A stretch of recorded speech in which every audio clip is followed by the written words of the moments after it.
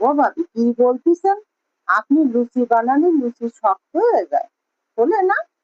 একখান ফোলে তো আর একখান ফোলে না। তরকারি দিয়ে খাতে গেলি ভেঙে যায়, ফেটে যায়। পাতের পরে দিলি লাফ দিয়ে ওঠে। তাই এগুলো শুধু আপনার সমস্যা না, অনেকের মুখেই আমি শুনেছি। ছোট ছোট কিছু ভুলের কারণে এত কষ্ট করে লুচি বানাইয়ে সব নষ্ট হয়ে যায়। তার সকালের খাবারের জন্য তো আজকে আমি নরম ফুলে ওঠা লুচি বানাচ্ছি। একটু দাঁড়াইয়ে দেখে যান আমি কি কি করি। আটা বা ময়দা যাই নেন না কেন, তার মধ্যে লবণ চিনি তো দিলেন। এরপরে তেল বা ঘি দেওয়ার বেলায় কিন্তু খপ করে খানিক ঢেলে দিলে চলবে না। সেই সময় কিন্তু বুঝে শুনে অল্প পরিমাণ দিতে হবে। এরপর উষ্ণ গরম জল দিয়ে নরম একটা ডো বানিয়ে নিতে হবে। ডোটা কিন্তু অবশ্যই নরম করে বানাতে হবে, এই কথা কিন্তু ভুলে ভুলে একটু চলবে না। ডো খানিক রে 15 থেকে 20 মিনিট ঢাইকে রাখে দিয়ে আমি লুচির সাথে খাওয়ার জন্য একটু ডাল রান্না করি নি।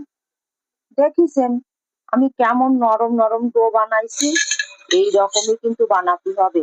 লুচি নরম করার জন্য প্রথমে গুরুত্ব দিতে হবে ডো নরম করার জন্য।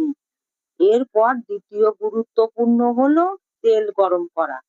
তেল কিন্তু বেশি গরম করলে চলবে না, যে লুচি দেওয়ার সাথে সাথেই ফুলে ওঠার আগেই লুচি লাল হয়ে যায়।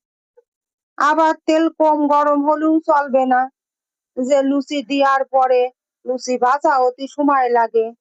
তেল এমন গরম হতে হবে যে লুচিগুলো দেওয়ার পরে হালকা একটু চাপ দিলেই লুচিগুলো ফুলে ফুলে টোপর টোপর হয়।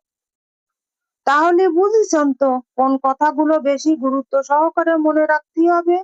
প্রথমে তো ময়াম দেওয়ার সময় তেল বা ঘি বেশি দেওয়া যাবে না। দ্বিতীয়ত ডোটা নরম নরম বানাতে হবে। আর তৃতীয়ত তেলটা সঠিকভাবে গরম করতে হবে, না বেশি গরম আবার না বেশি ঠান্ডা।